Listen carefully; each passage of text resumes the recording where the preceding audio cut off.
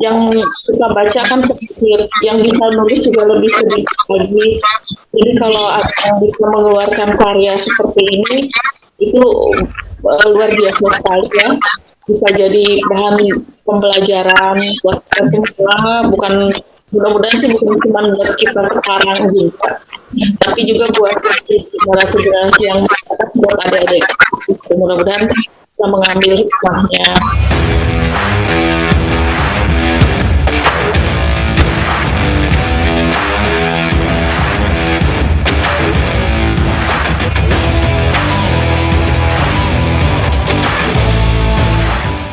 Assalamualaikum warahmatullahi wabarakatuh.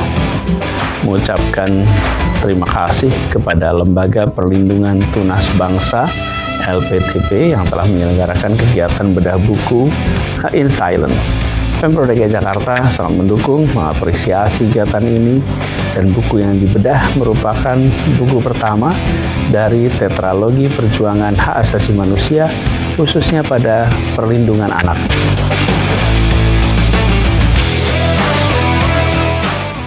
Baik, bismillahirrahmanirrahim. Assalamualaikum warahmatullahi wabarakatuh. Waalaikumsalam warahmatullahi wabarakatuh. Alhamdulillah, pagi ini dari Cimahi, kurang hari Jumat ya, Jumat Barokah ya teh, mudah-mudahan ya, alhamdulillah. Program ngobrol santai perkumpulan alumni SMA Negeri 4 jadi terasa spesial. Program ngobras ini adalah program ngobrol santai Pasman 4 bersama para alumni, semua alumni keluarga besar Pasman, juga dengan sivitas SMA Negeri 4 Bandung, serta banyak pihak terkait di luar yang melakukan kerjasama dengan Pasman.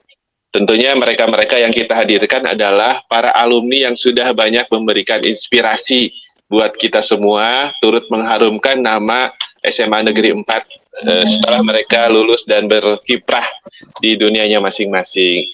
Alhamdulillah ini hari ini spesial gitu, ada tetangga ceritanya di Cimahi, tapi sudah berkiprah di nasional. Kumaha wilujeng anjing teh Yanti Damang.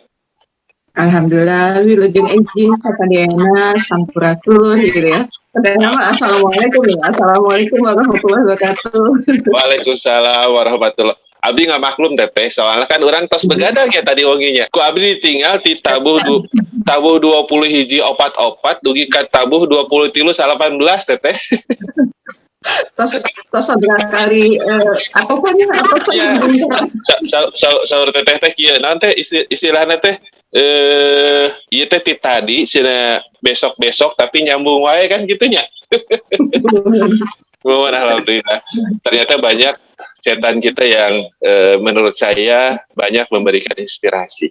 Nah, teteh gini, pokoknya mah pagi ini saya nyulik waktunya teteh buat banyak cerita-cerita yang banyak, saya yakin pasti akan jadi inspirasi buat kita semua. Yang pertama nih, ini kan saya nge-google dari tadi malam sampai tadi subuh, ini ada karya alumni SMA 4 angkatan 89, Teh Yanti ini nanti diperkenalkan nama lengkap ya Teh. Baru saja meluncing satu buah buku perdana ya Teh. Perdana itu karena dia tetralogi ya. Oke. Karena dia tetralogi ini buku ke-1, tapi kalau buku-buku lainnya sudah banyak. Oke. Cuman lebih ilmiah gitu. Oke, siap. Biar lebih lengkap, Teteh bisa ceritakan dulu. Tetralogi In Silence ini sebenarnya buku tentang apa dan kenapa buku ini harus diluncurkan, Teh? Mangga, Teh. Mohon hatur nuhun ka Ayah Hasan panggilnya ya. Siap. Nuhun abdi bungsunya. Ya jadi saya langsung aja salam buat seluruh keluarga besar Pasman Opas ya, hatur nuhun para peserta Opas ka Cipkuring. Itu kan ya biasa campur-campur. Jadi buku tetralogi, buku In Silence itu tetralogi dari 4 buku tetra ya. Jadi nanti ada Insight ini terinspirasi bahwa kadang-kadang dalam sebuah perjuangan kita memang harus menyampaikan apa pun misi tersebut. Belum tentu antara yang kita perjuangkan dengan, atau kalau istilah ini antara the one and the new itu akan sama. Kita melihat dia pasti membutuhkan ini, tapi yang kita perjuangkan bilang saya mah nggak mau. Tentu dalam konteks ini harus ada sebuah aturan. Aturan yang kita pegang adalah aturan yang ada di Republik ini, yang hari undang-undang dan bercepat turunannya. Nah, buku ini banyak bercerita bagaimana mendudukan masalah tentang sebuah indikasi dari upaya pelanggaran hak anak dan bagaimana mendidik. Oke. Ini kan ceritanya tetralogi ya Teh, berarti akan berseri ya pada apakah memang sudah disiapkan untuk buku-buku yang lainnya atau ini dulu nanti diatur kapan gitu yang kedua, ketiga, keempatnya? Ya, pada saat sebelum launching buku saya sudah merasa GR ya. Oh ya, ya. Kedua ini sudah 80%, karena kita sudah siapkan sampai 4 hari kita berani untuk launching. Pada saat launching itu kami mengundang salah satu narasumber yaitu Kak Golagong. Beliau tentu cukup dikenal ya karena bukannya. Betul. Kemudian penulis fiksi dan beliau memberikan banyak sekali masukan. Kak Golagong ini salah satu duta baca Indonesia pengganti Najwa Shihab. Nah, begitu beliau komentar, tiba-tiba saya langsung drop. Kayaknya buku saya dari 20%. Karena banyak sekali masukan yang diberikan oleh Kak Gong ini. Alhamdulillah. Ini boleh diceritakan Teh, kira-kira berapa lama ini buku ini di kumpulan tulisan berarti ya yang Teteh siapkan gitu, dan kapan ini resminya buku ini mulai dirapihkan gitu kan, dikumpulkan, dicek sama editor gitu dan sebagainya? Ya, kalau buku ini sebetulnya diilhami dari laporan-laporan penanganan kasus yang ada.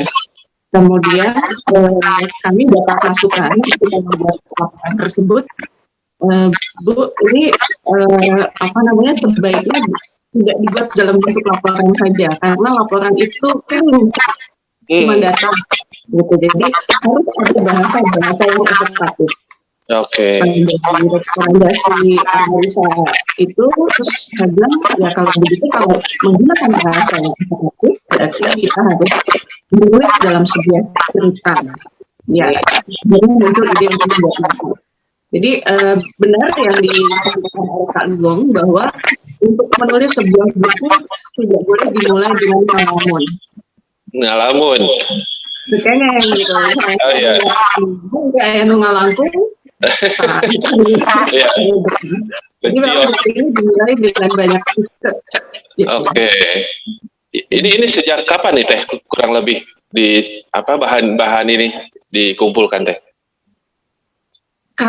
Kalau secara kasus itu dalam penanganan kasus dari 2018 ya, tapi kemudian ya punya ilham untuk dibuat ke dalam buku baru di sekitar tahun 2019 akhir. Oh iya. Ya proses editnya sendiri kalau nggak salah hanya sebulan dari Agustus tersebut. Gitu. Oh hebat. Ya artinya mungkin sejak Teteh bertugas sebagai anggota KPAI gitu sudah mendapatkan banyak bahan gitu ya, yang ini kayaknya harus dibukukan gitu. Betul, karena saya juga tadinya nggak nyangka ya, sepertinya sederhana, tapi ternyata tidak sesederhana itu. Dan inspirasi itu yang ingin kami bagikan kepada banyak pihak, bahwa seperti kata Kak Seto di dalam buku ini ya, it takes a village to raise a child gitu ya, butuh orang sekampung untuk membesarkan anak. Nah, untuk bagaimana definisi membesarkan anak secara baik itu yang perlu kita sampaikan secara luas. Ya ini soalnya menarik banget deh kalau baca bukunya gitu ya. Kayaknya saya baru dikasih sama Teteh tuh beberapa cuplikan tulisan ya. Ini benar-benar tulisan yang luar biasa gitu ya, berani gitu kan, sekaligus juga apa ya kalau boleh saya bilang ini apa tidak membongkar rahasia dapur dan tidak khawatir gitu loh ada pihak-pihak yang kayaknya apa namanya bertentangan dengan apa yang Teteh perjuangkan gitu Teh, nggak takut gitu ya, berani banget kalau kata saya sih. Ya, justru kalau menurut Kak Golagong itu ini bukunya penakut gitu. Ah seriusan? Ini belum keluar semua judulnya? Kurang vulgar kata beliau katanya. Oh, iya. Kenapa harus takut? Karena ini semua sudah nyata apa namanya dalam kehidupan gitu kata beliau gitu ya. Jadi serahkan kepada para pembaca yang memberikan evaluasi bagaimana itu setiap orang memiliki perspektif masing-masing. Oh iya, ya soalnya saya sih ya terus dari sisi kalau dari sisi emosional ya kalau dibaca tuh ada tulisannya kan Teh ya di bawah judul buku tuh kan, jika melindungi anak adalah sebuah dosa, biarlah aku hidup berlumur dosa yang ini gitu. Jadi ada semangat untuk aduh ini melihat kenyataannya seperti apa gitu ya terhadap eksploitasi anak, ada keinginan untuk berjuang tapi kayaknya ada banyak hal di luar kemampuannya yang menghambat gitu kan keinginan untuk membantu perlindungan atau mendukung berbagai kegiatan yang ya stop deh eksploitasi anak kan gitu ya gitu. Kurang lebih ini gimana Teh, siapa saja yang terlibat dalam proses perumusan buku ini Teh?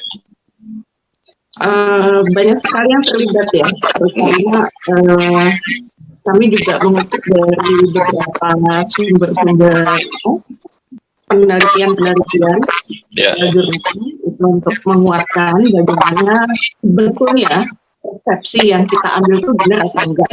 Nah, itu kita banyak kutip, kemudian teman-teman di KPAI itu sendiri kita juga dibantu oleh media yang mendokumentasikan banyak kegiatan dan tentu saja ini di Yayasan Kang Hasan. Oh iya, yayasan ini Lembaga Perlindungan Tunas Bangsa itu bukan? Ya, jadi teman-teman yayasan yang mengkolaborasikan ini. Oke, kalau tulisannya sendiri ini memang tulisan Teteh semua atau ya yang tadi kan laporan ya. Laporan itu apakah Teteh yang menuliskan atau juga tulisan atau ada juga tulisan-tulisan dari rekan-rekan anggota KPAI yang lainnya Teh? Kalau dari anggota KPAI lain tidak, tetapi itu dibantu oleh Mbak Nurul dan Malinda Hidayat. Oh, oke.